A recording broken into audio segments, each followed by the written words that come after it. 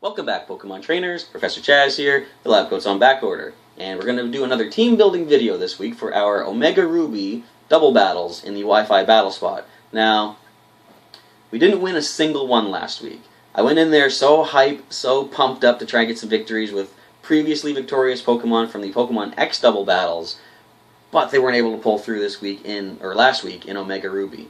And we fell victim to the first of the new Mega Pokemon that were introduced in the new remake of the Hoenn region, Mega Salamence. I almost said Mega Sceptile. I actually almost said Mega Swampert. Mega Salamence defeated us. Now, I was looking at that video. I realized what I could have done at one point. I could have had Machamp use Wide Guard, protecting us for one turn, but even that wouldn't have really made a difference because I could have maybe got a Dragon Dance with Gary, outspeeding the opponents, but then he would have dropped to either or the Sceptile or the Salamence, and I said Sceptile again. Serperior and Mega Salamence. So he would have fell to either of those two on the next turn. So we were not going to win that match from the start. I did misplay by not using Wide Guard once, but overall it was almost kind of like a hopeless battle. So that being said, those 6 Pokemon are going to sit by the wayside for now. I'm going to bring a team of 6 fresh Pokemon from the victorious battles in X double battles, and we're going to see who I choose this week and the strategies and movesets that go with them. Let's check them out. This week's first competitor is Divebomb, my second Gyarados. He is a naive Pokemon which increases speed at the cost of special defense, and his ability is Intimidate, which will lower the physical attack of the opponents. And much like Gary from last week, this week Divebomb is going to go Mega as well. He's got the Gyaradosite item attached. For super training, we max out the attack and speed, and put the remainder of the EVs into special defense to try to offset the negative effect of that nature. And you'll see in Mega Evolution form, of course, the ability becomes Mold Breaker, and the attack stat goes a little above 400, which is quite impressive. And special attack, special defense, and defense all gain a little bit of a boost as well. His moveset is going to be Dive.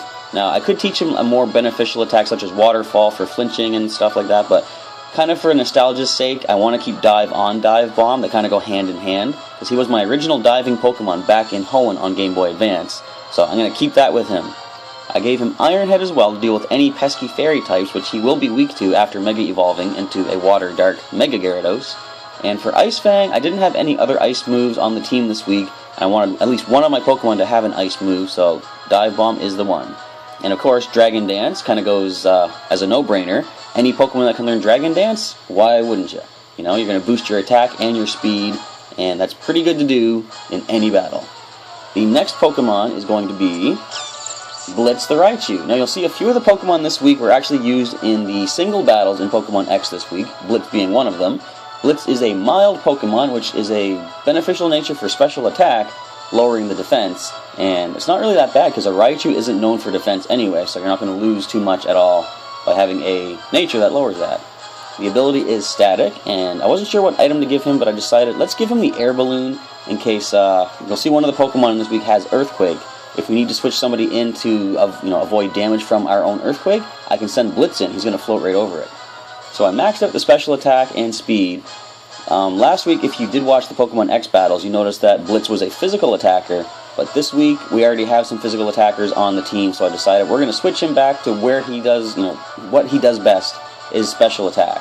So the moveset is, I taught him Thunder as opposed to Thunderbolt. One of the Pokemon this week does have Rain Dance, so we're going to hope to get the Rain Dance up. Then Thunder becomes fully accurate and a lot more powerful than just Thunderbolt. He does have Grass Knot again. This is the moveset he had originally as well. Grass Knot will deal with any of those ground types that are immune to the Thunder. And Feint is, basically it's a move that he can't relearn as a Raichu if he were to forget it.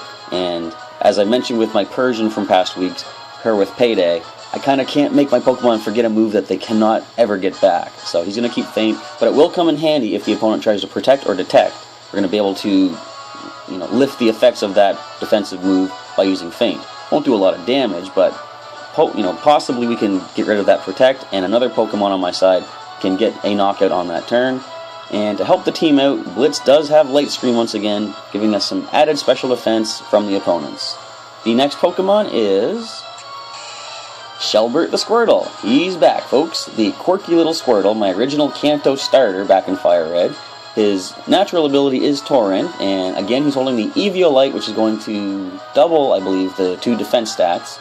and his super training maxed out his max IV HP at 292, and sadly he does have the worst possible special defense that a Squirtle could have, so I had to put as much into the as much super training into the special defense as I could to get it at a decent amount and put the remainder into the defense. So he's more on the defensive side. He's not going to be physically offensive or especially offensive, as you'll see from the moveset. Now I wanted to give him at least a stab move, so I gave him Scald. Possibly we could get a burn off on the opponent, and if it is a Pokemon that can't be burned, or if we're just not having any luck with burns, I did teach him Toxic this week. We're going to be able to get some poison off on the opponent, possibly. Now, I wanted to have some sort of more, like, Shelbert, the Squirtle, is going to be more of a support Pokemon this week, so I decided I'm going to give him Confide. It's going to lower the attack stat of whatever Pokemon he uses it on, or, sorry, did I say attack? I meant special attack. It will lower the special attack of whatever Pokemon he uses it on, which could possibly help out the team by reducing the damage we're going to be taking. And Rain Dance is the move that is going to help Blitz's Thunder hit a lot more accurately. It's also going to boost the water attack for Shelbert here, Scald, and boost the power of Dive as well. Alright, next Pokemon is another returning Pokemon from Pokémon X last week, Jiggy the Jigglypuff. He has the Gentle Nature, which boosts special defense while lowering physical defense, and the ability is competitive. Now, originally when I caught him, he did have Cute Charm, but last week I decided to make him a special attacker, so I gave him competitive. This week he's going to be a support Pokemon as well, but I didn't want to switch the ability back to Cute Charm for two reasons. One is because he's really not going to survive many attacks, and like a physical hit is required for Cute Charm to possibly take effect, and even then it's not a guaranteed thing. So he might maybe take 2 hits, and if he gets knocked out on the second hit, even if Cute Charm were to activate, it's going to be pointless. The other reason I didn't want to switch the ability back was it takes 200 battle points to do that. I didn't want to grind up all those points just to switch the ability once again. So, although he has no special attacks, we're going to keep competitive on him for this week. Now, since he probably will not survive a single hit from the opponent, I did give him Focus Sash, so he will at least survive 1 hit by going down to 1 HP. And for Super Training, I maxed out both defenses and put the remainder into the HP.